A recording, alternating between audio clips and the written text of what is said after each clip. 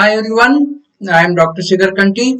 In this video, we test the convergence of some sequences. This is an example. Okay, test the convergence of the following sequences. An is given here. Nth term of the sequence is given. 1 plus minus 1 to the power of n into n divided by n plus 1. Okay. Here this is my nth term of the sequence 1 plus minus 1 to the power of n into n divided by n plus 1. Okay. Just we take the limit onto this. Limit of n equal to limit n tends to infinity 1 plus minus 1 to the power of n into n whole divided by n plus 1. What we do here is we take separate denominators. That is n tends to infinity 1 by n plus 1 plus minus 1 to the power of n into n divided by n plus 1. Okay. So here the first term 1 divided by n plus 1, as n tends to infinity, n plus 1 also tends to infinity. So 1 by infinity is equal to 0. The first term is equal to 0. And in the denominator, I will take n common factor. Then this becomes 1 plus 1 by n. In the numerator, we have 1 n. This n gets cancelled. Now, if I apply the limit, in the denominator 1 plus, this will become 0 because n tends to infinity, 1 by infinity equal to 0. So, that denominator becomes 1. And in the numerator, what is happening is minus 1 to the power of n is there. If n is odd, this will give minus 1. If n is even, this will give plus 1. That is here. Numerator is plus or minus 1 divided by 1. So that is 0 plus or minus 1 means this is equal to plus or minus 1. Therefore, we are getting a limit, but the limit is not unique here. So therefore, we say that this sequence oscillates finitely between minus 1 and plus 1. Okay.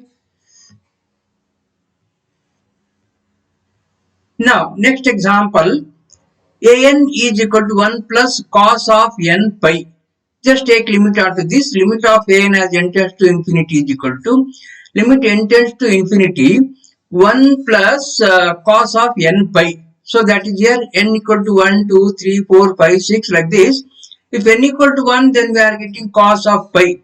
What is cos pi value? Cos pi value is equal to minus 1. Then if n equal to 2, then cos of 2 pi it is equal to cos 0 value. That is equal to cos 0 is 1. Again, if n equal to 3, this will be minus 1. 4, it is equal to plus 1. That is here. If n is even, this value is plus 1. If n is odd, this value is minus 1. So, what I am getting here is first term is equal to 1. Second term will become plus or minus 1. So, I am getting either 1 plus 1 equal to 2 or 1 minus 1. This is equal to 0. So, therefore, we say that this sequence also oscillates finitely between 0 and 2. Okay. This is also oscillatory sequence. And here you can use the maxima to find the limit. Again, the same command is limit. We have to write that function here. Then you have to write n, the variable n, comma, it tends to infinity, inf. Next example is an is equal to n square plus minus 1 to the power of n into n. Take limit onto this. Limit of an as n tends to infinity equal to limit n tends to infinity n square plus minus 1 to the power of n. Here I will take n common factor. If I take n common factor, then I am getting here n plus minus 1 to the power of n. Okay. So that is, now if I apply the limit, then I am getting here n. This will be plus or minus 1. N plus or minus 1. As n tends to infinity, infinity plus or minus 1 is again infinity. Into one more n is there. So that is, this is also infinity, this is also infinity. Infinity into infinity is again infinity. Therefore, we say that this sequence is divergent sequence. Okay. Next example. These are very simple examples. An equal to n plus minus 1 to the power of n divided by n. Again, take the limit onto this. Limit of n as n tends to infinity equal to limit n plus minus 1 to the power of n divided by n. Now take the separate denominator n by n, that is equal to 1 plus minus 1 to the power of n divided by n. Okay, so limit n tends to infinity, n by n equal to 1 plus minus 1 to the power of n divided by n. Now if I apply the limit as n tends to infinity, numerator becomes plus 1 or minus 1, but the denominator becomes infinity. Whatever may be this plus 1 or minus 1, denominator is infinity, this quantity becomes 0. So therefore limit of this sequence is equal to 1. Therefore we say that the given sequence is convergent, because this is finite and unique. Therefore the given sequence is convergent. Next example, n equal to 2n square plus 3n plus 5 divided by n plus 3 into sine of pi by n. Take limit onto this. Limit of n equal to limit of 2n square plus 3n plus 5 divided by n plus 3 into sine of pi by n. In the numerator, I will take n square common factor. That is highest power of n, I will take common factor. So if I take n square common factor in the numerator, here I am getting 2. In this term, I am getting 3 by n plus. In this term, I am getting 5 by n square. That is n square into 2 plus 3 by n plus 5 by n square. In the denominator, n plus 3 is there. Take n common factor here. Then this becomes 1 plus 3 by n. Okay. In the numerator, n square into 2 plus 3 by n plus 5 by n square. Denominator n into 1 plus 3 by n. So 1n gets cancelled, and into sine of pi by n is there. What I do here is I will divide this by pi by n and I will multiply this by pi by n. As n tends to infinity, if n tends to infinity, what about this pi by n? This tends to 0. I will treat this as theta, that is sine theta, and in the denominator we have theta. Sine theta by theta, as this tends to 0. We have the formula for this. Sine theta by theta, as theta tends to 0, is equal to 1. Okay, this will become 1. And here we have n square is there, 1 n is here, 1 n gets cancelled, and one more n is here. This cancelled with this one. So that is here. In the denominator I have n square, in numerator also I have n square gets cancelled. Applying the limit, we get 2 plus, this is 0, plus this is also 0. And in the denominator we get 1 plus 0. So numerator I am getting 2, denominator is 1 into this quantity sine pi by n divided by pi by n. This will be 1. So totally I am getting 2 into 1 is 2 divided by 1. So that is here 2 into pi is there. That is 2 pi is the answer. And 2 pi is a unique and finite. Therefore the given sequence is convergent. Next example. Given that nth term of the sequence is 1 plus 1 by 3 plus 1 by 3 square plus up to 1 by 3 power of n. So totally how many terms are there? Totally n plus 1 terms are there. Okay. And this is nothing but geometric series. Okay. 1 plus r square plus like this. Right. Now taking limit onto this, limit of n as n tends to infinity, limit n tends to infinity of this series. Okay. This sum. And this is given by the sum of this one is given by geometric series given by a into a equal to 1 here. 1 minus r to the power of n. R is 1 by 3. The common ratio is 1 by 3. Divided by 1 minus r. Divided by 1 minus 1 by 3. Denominator. In the denominator, if I take 3 LCM, I am getting 3 minus 1. That is in the denominator 2 by 3. If I write this in the numerator, this is nothing but 3 by 2 into 1 minus, this can be written as 1 to the power of n plus 1 divided by 3 to the power of n plus 1. So that is 1 minus 1 by 3 to the power of n plus 1.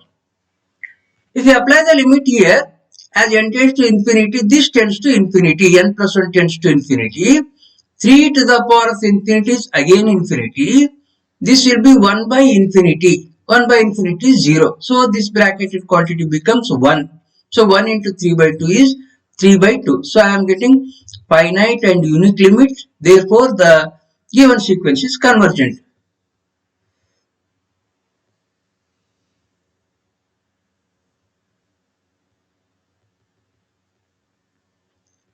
Next example. an equal to minus 1 to the power of n minus 1 divided by n. Just take limit onto this one. Limit n tends to infinity, an equal to limit n tends to infinity minus 1 to the power of n minus 1 divided by n. And this value is nothing but plus or minus 1, whatever may be this n. N is, if it is n minus 1 is odd, this is equal to minus 1, n minus 1 is even, this is equal to plus 1. So whatever may be the numerator, plus 1 or minus 1 I am getting. But in the denominator I have n, so that is n tends to infinity.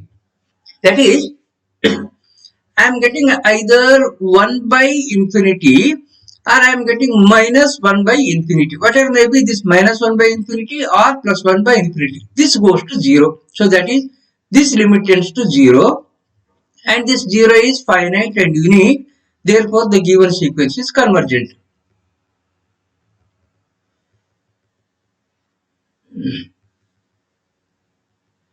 Next we define monotonic sequences.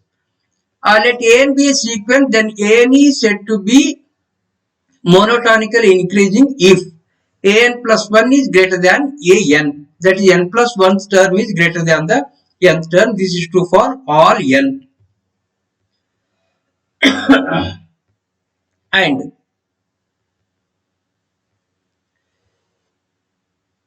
we say that this sequence is strictly monotonically increasing if an plus 1 is greater than an. Here we have greater than or equal to. Here we have greater than an. And this is true for all n.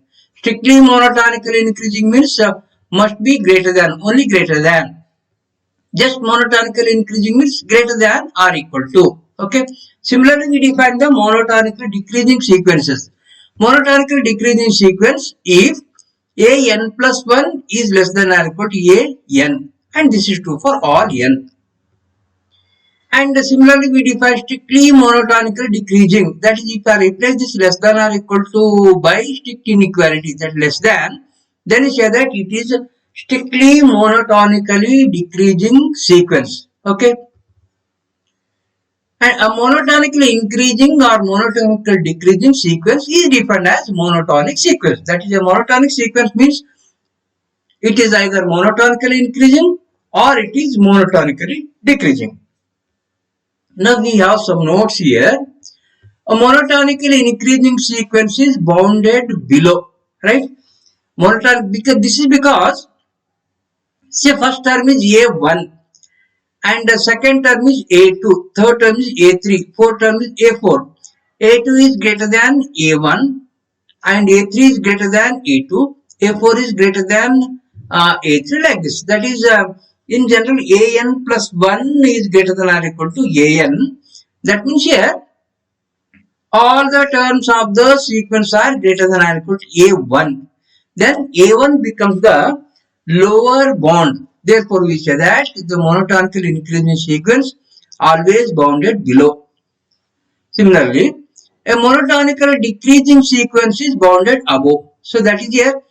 A1 is the first term, A2, A3, A4 are second, third, fourth and so on. These are the terms. Then if it is monotonically decreasing sequence, A2 is less than A1, A3 is less than A2 and A4 is less than A3. So that means in general, or for any n, an is less than A1. So 1 becomes the upper bound here. So therefore, monotonically decreasing sequence is always bounded above. Okay. And every strictly monotonically increasing sequence is monotonically increasing, but the converse is not true. Okay, because here this is strict inequality, this is not strict inequality, it's just inequality. Similarly, every strictly monotonically decreasing sequence is monotonically decreasing sequence, but the converse is not true. That is monotonically increasing sequence. We cannot say that monotonically increasing sequence is strictly monotonically increasing. But a strictly monotonically increasing sequence can be termed as a monotonically increasing. One theorem, a monotonically increasing sequence bounded above is convergent. Okay, a monotonically increasing sequence bounded above is convergent.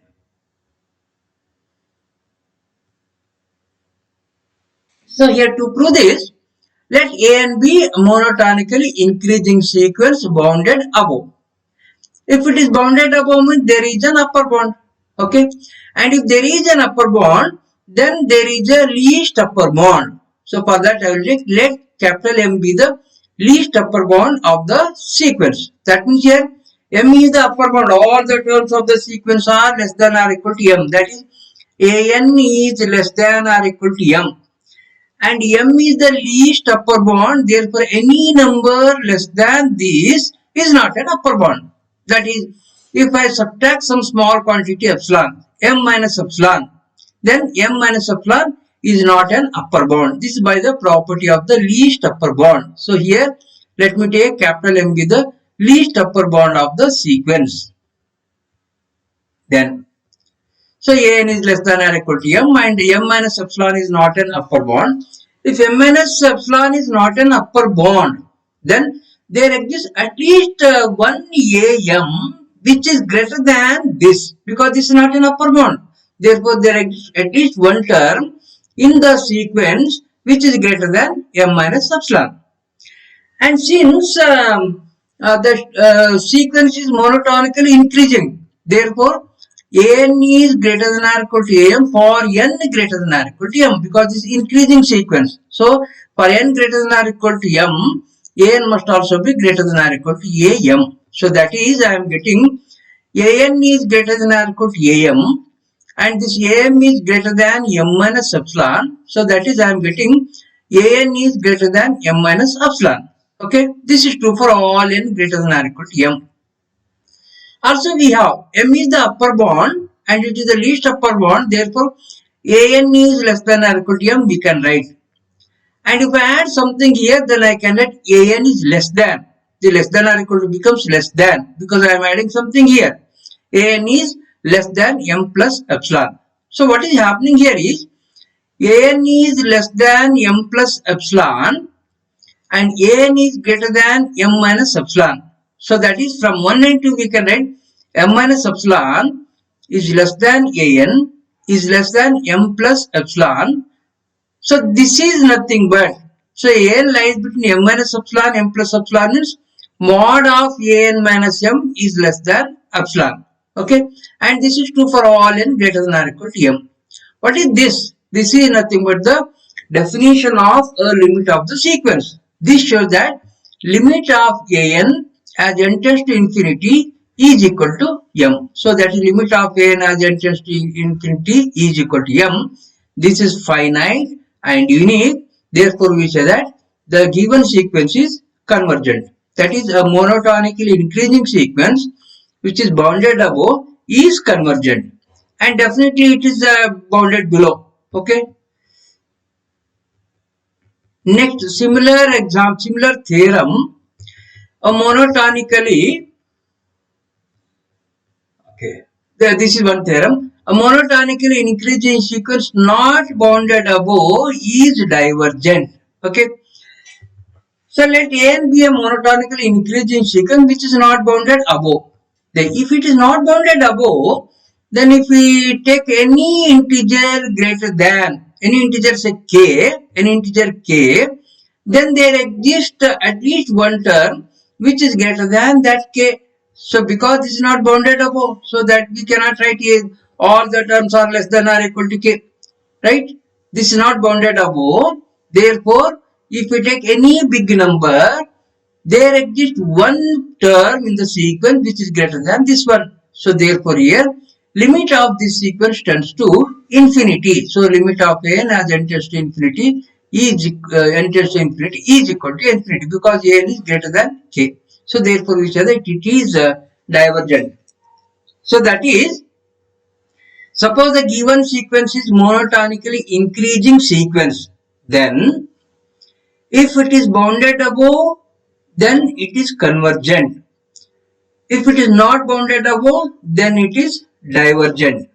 That is, here no question of oscillation of a sequence. That is, the sequence is monotonically increasing sequence, then either it is convergent or it is divergent. Okay. Next is one more theorem. This is similar to theorem number 7. A monotonically decreasing sequence bounded below is convergent. Proof is similar to that of theorem number 7. Again, let me consider. Let A and be a monotonically decreasing sequence bounded below. So, bounded below means there is a lower bound. If there is a lower bond, then 1 is the bond which is greatest lower bond. Among all those lower bonds, we consider the biggest one. So, that is here. Let me take small m be the greatest lower bond of the sequence. This is the greatest lower bond. If you take any greater than this m, then that will not be lower bond. That is for some epsilon if I take, then m plus epsilon is not a lower bond. This is property of greatest lower bond. Now, so that is here m is the lower bond, therefore an is greater than or equal to m. This is true for all n, and as this is the greatest lower bond, therefore any number greater than this is not a lower bond. That means here m plus epsilon is not a lower bond. Okay. So therefore, this is not a lower bond means there exists at least one AP such that AP is less than this m plus epsilon. Okay. So that is here, this is the m plus epsilon is not a lower bond. If it is a lower bond, then we get greater than or equal to. It is not a lower bond. Therefore, there exists at least one term which is less than this term m plus epsilon. Now, since this given sequence is monotonically decreasing sequence, then an is less than or equal to AP for n greater than or equal to p. This is a decreasing sequence here. Okay. An is less than or equal to AP for n greater than or equal to p. Now we write an is less than or equal to AP and AP is less than m plus epsilon. So that means we can write an is less than m plus epsilon. This is true for all n greater than or equal to p. Okay. And similarly, we have an as m is the lower bound here, therefore we can write an is greater than or equal to m. So if an is greater than or equal to m, then I can write an is greater than. If you subtract, then we can write this is greater than. An is greater than m minus epsilon. Now from these two I can write m minus epsilon is less than an and this an is less than m plus epsilon. So that is I am getting m minus epsilon is less than an is less than m plus epsilon. So an lies between m minus epsilon and m plus epsilon. Therefore, I can write this as mod of an minus m is less than epsilon. This is true for all n greater than or equal to p. This is nothing but the definition of a sequence. This gives limit of an as n tends to infinity is equal to m. So I am getting limit of an as n tends to infinity is equal to m. Here m is finite and it is unique. Therefore, we say that given sequence is convergent sequence. Okay.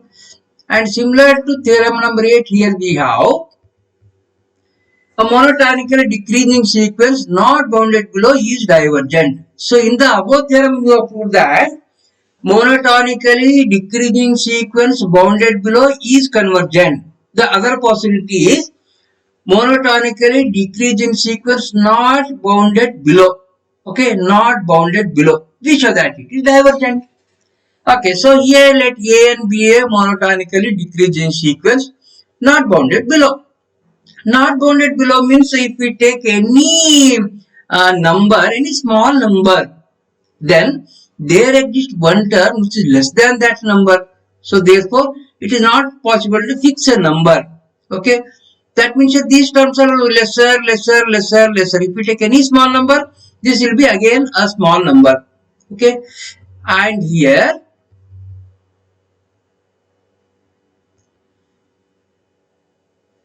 then this gives an is less than k. Okay, n is less than k and k is any small number here. Now if I take limit down to this one as n tends to infinity, this is very small number means we write it, this goes up to minus infinity. So that is here limit of this is equal to infinite means we say that it is divergent. So that here two types of theorems are there. One is monotonically increasing sequence bounded above is convergent. Second one is monotonically decreasing sequence bounded below is also convergent. And next theorem is, see, this is the theorem. Every monotonic sequence either converges or diverges, not oscillates. So that is as we have discussed in the above theorems here. Let A and B monotonically increasing sequence. Then two possibilities are there. One, it is bounded above. Second possibility, it is not bounded above. If it is bounded above, then it is convergent. If it is not bounded above, then it is divergent. These we have proved. Okay, that is here. A monotonically increasing sequence either converges or diverges. Similarly, suppose AN is monotonically decreasing sequence. Again, we have two possibilities. One possibility is bounded below or not bounded below. If it is bounded below, then it is convergent. If it is not bounded below, then it is divergent. That is here, a monotonically increasing sequence or monotonically decreasing sequence is either convergent or it is divergent. That never oscillates. Okay. So okay, I will stop here. Thank you.